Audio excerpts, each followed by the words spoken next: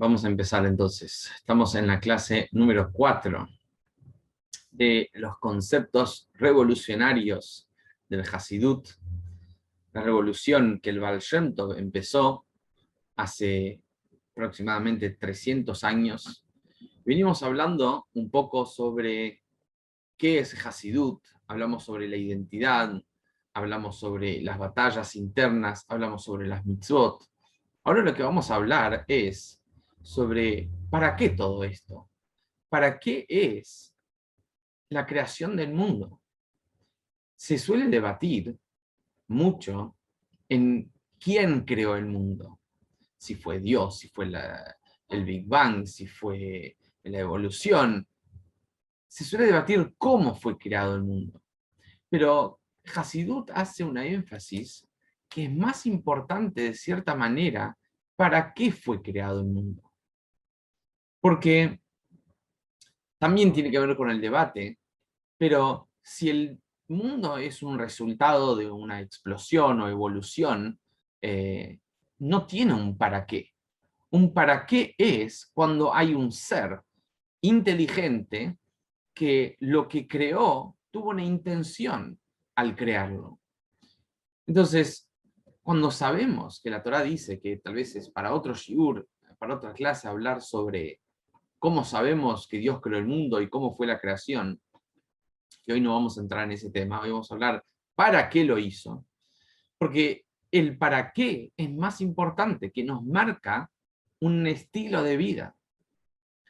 Ahora, si no hay un para qué, entonces no hay un qué. ¿Qué tengo que hacer yo en este mundo? Depende para qué Dios creó el mundo y para qué Dios me creó. Si no hay un para qué Dios creó el mundo y no hay un para qué Dios me creó, ¿qué es lo que yo tengo que hacer? En ese caso, cada uno elegiría qué quiere hacer. Y allí puede ser un mundo de mucho caos, donde cada uno elige otra cosa que hacer. Entonces, cuando descubrimos el para qué, hay armonía en el mundo y cada uno vive sincronizado con el propósito por el cual él o ella fue creado en este particular momento, en este lugar en particular y en este momento en la historia. Entonces, ¿qué nos dice Hasidut sobre para qué fue creado el mundo? Antes de hablar de qué dice Hasidut, mucha gente dice que ¿cómo podés decir que Dios tiene un para qué? ¿Cómo puedes decir que Dios necesita algo de nosotros? Si vos decís que Dios necesita algo de nosotros, estás diciendo que Dios es un ser imperfecto. Y la respuesta que Hasidut da es que no es que Dios tiene que necesitar, Dios elige necesitar. No es que Dios depende su existencia de nosotros, pero Él elige que nuestras acciones marquen el futuro de su elección, de su decisión, como ahora vamos a ver. Si no, no tiene sentido, justo lo que leemos en la parashá de esta semana. La parashá de esta semana, Bejucotai, dice que Dios va a dar recompensa a quien cumpla mitzvot y Dios va a dar castigo a quien no cumpla las mitzvot o quien transgreda las mitzvot. Y uno dice, si Dios no necesita de mis mitzvot, ¿por qué me va a dar recompensa? Y si no le molesta que yo haga las cosas negativas porque a Él no le cambia mis acciones, entonces ¿por qué castiga? Si a Él no le cambia lo que hago y a Él no le cambia lo que no hago, ¿por qué da recompensa y por qué da castigo? Sería muy cruel de parte de Dios decirnos que no necesita lo que hacemos, pero si no lo hacemos nos castiga. Entonces, el hecho que Dios sí da recompensa, el hecho que Dios sí da castigo, es porque lo que sí hacemos o no hacemos realmente marcan una gran diferencia. Como una vez el Rebbe dio un ejemplo en un Fabrengen, en un discurso, el Rebbe dijo, fue en el año que se llegó por primera vez a la luna.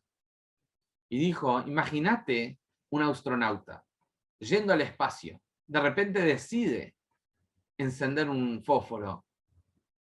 Eso arruinaría todo el plan, de millones de dólares, de miles de horas, de esfuerzo de decenas de centenas de personas, porque vos tuviste un deseo de fumar, por ejemplo. O sea que cuando nosotros hacemos algo para bien o para mal, hace una gran diferencia en todo el mundo. No vivimos en burbujas. Cada uno de nosotros es parte del propósito general de la creación de todo el mundo. Entonces dice Hasidut algo así. Esta es una frase que van a escuchar muy seguido. Es una cita del Midrash que dice así: Nitabe loit baraj lio, lo dirá betachtonim. Dios tuvo un deseo que haya una morada aquí abajo. Ahora vamos a explicar. Acá hay 3 puntos. El deseo, una morada y aquí abajo. Primero es un deseo. Un deseo significa que no es que Dios tiene que elegir esto. Él quiso. O sea, no es que a Dios lo discapacita al elegir este camino, sino Dios quiso. Por ejemplo, nosotros tenemos una necesidad de comer y de dormir. Si no comemos o no dormimos, nos discapacita. Es una necesidad para existir. No es que me hace mejor persona si como. Dios no es que necesita de este propósito, que ahora vamos a ver cuál es, para existir. Él quiso desear. No es que su existencia depende de esto, pero él deseó, por lo tanto lo necesita. Y después está la dirá, una morada. ¿Qué es una morada? Una casa, un hogar. ¿Qué es lo que Dios quiso? Que de este mundo se transforme en su hogar. ¿Qué es un hogar? Un lugar donde estás tal como vos sos. En el trabajo estás de cierta manera. En la facultad estás de cierta manera. En tus amistades estás de cierta manera. En tu casa sos vos. Como se dice, en hojotas. Dios quiere estar en casa acá abajo, en este mundo. Por eso cuando Dios nos dijo al salir de Egipto que hagamos un santuario, un templo ambulante, dijo, hagan para mí un santuario y voy a morar, voy a reposar, voy a estar ahí, en ese lugar. De tal manera que es el lugar donde Él está, tal como Él es. Y esta es la magia que nosotros generamos. Porque ¿dónde Dios quiso esto? Acá abajo en los mundos inferiores. Hay mundos inferiores y mundos superiores. Mundos espirituales y mundo material. ¿Cuál es la diferencia entre un mundo material y espiritual? En el espiritual está la conciencia de la presencia de Dios. En el material, en el inferior, Dios está oculto. No se nota, no está la conciencia de la presencia de Dios. Está, pero oculto. Entonces, ¿qué Dios deseó? Estar tal como Él es, o sea, en el modo de una casa, en el modo de un hogar, donde en el lugar más bajo y más inferior, en el lugar más opuesto a su existencia y esencia. Entonces, es como que un mundo espiritual tenga divinidad, ok, ¿cuál es la gracia? Pero que un mundo material tenga divinidad, que un mundo totalmente opuesto a la presencia de Dios, ahí haya divinidad, eso es la novedad, esa es la belleza, ese es el deseo de Dios. Ah, pero ¿por qué Dios quiso esto? ¿Por qué no podía hacer otra cosa? Ese es el punto, porque quiso. Quiso estos dos opuestos que se encuentren en un mismo lugar. Y acá, cuando hablamos de crear un hogar, una casa, hay dos puntos. Hay dos puntos. Están las paredes, los pisos, los techos, y está las luces, los lustres, los cuadros, los muebles. Son dos cosas distintas. En hacer de este mundo una morada para Dios, también está de estos dos puntos. Está lo práctico, están las acciones, y al mismo tiempo están los adornos, lo que embellece el mundo. ¿En qué consiste? Consiste en lo siguiente. Dios nos dio 613 herramientas que traen divinidad al mundo, que lo traen a Dios al mundo. Estas herramientas son lo que nosotros conocemos como las mitzvot. Son las herramientas que Dios nos dio para descubrir y traer divinidad acá abajo. Ahora, dentro de las mitzvot hay la parte práctica de la mitzvah y está la parte más del sentimiento, del significado, de la profundidad de las mitzvot. Entonces, ¿qué viene primero en una casa? ¿Primero colgamos el cuadro o primero hacemos las paredes? En las mitzvot, o sea, en nuestro propósito por el cual hacemos las mitzvot, que es transformar este mundo en un lugar divino, también están los dos aspectos. Está el aspecto práctico, está el aspecto más de las emociones y de las razones. Y los dos son necesarios. Los dos son necesarios para el objetivo final de transformar este mundo en un lugar donde Dios se siente cómodo, donde Dios es consciente en las criaturas, en el mundo. Pero no podemos depender el sentir, el entender del hacer. O sea, primero tenemos que hacer. Por eso decimos siempre, amaseo aikar, la acción es lo principal. Después, lo que viene, lo que el próximo paso es el sentir, el entender, el profundizar.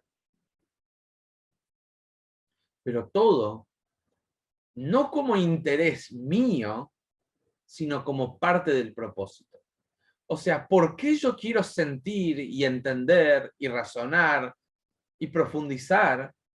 No porque yo necesito de eso para que la mitzvah la siga haciendo. No, sino porque Dios quiere.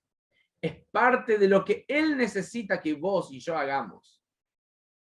O sea, más de lo que vos necesitas entender a Dios, entender la profundidad de las mitzvot, es su deseo y su necesidad, su voluntad. Si vos buscas entender las mitzvot, porque si no, no lo haces, en realidad, de cierto punto, ¿a quién estamos sirviendo? Es a nosotros mismos. En cambio, cuando vos haces las mitzvot porque es lo que tenemos que hacer y es el objetivo máximo y es lo que nos conecta con la infinitud de Dios y Dios lo traemos al mundo, prácticamente estamos sirviendo y somos transparentes en el servicio a Dios. Entonces, ¿para qué Dios creó el mundo? Porque tuvo un deseo de crear una morada acá abajo. ¿Cómo hacemos eso? Traer a Dios acá abajo, Torah y Mitzvot. Son los únicos canales que conducen divinidad. Ah, ¿por qué Torah? ¿Por qué Mitzvot? ¿Por qué justo el tefilín? Es parte de su deseo. Pero si no usamos esos canales, no tenemos otros canales. No podemos generar, inventar el canal que conduce y trae a Dios acá abajo. ¿Quiénes somos nosotros para elegir cómo lo traemos a Dios? Entonces, solo por medio de Torah y Mitzvot, y cada uno de la Torah y las Mitzvot, cada mitzvah independiente es un medio que trae infinita luz acá abajo, a este mundo. a vos, a tu familia, a tu trabajo, a tu entorno social, a todo tu alrededor, y automáticamente el mundo entero. Porque cuando vos tenés, por ejemplo, una pileta de agua, movés o cae una gota acá, las ondas impactan en toda la pileta. Lo mismo es en el mundo.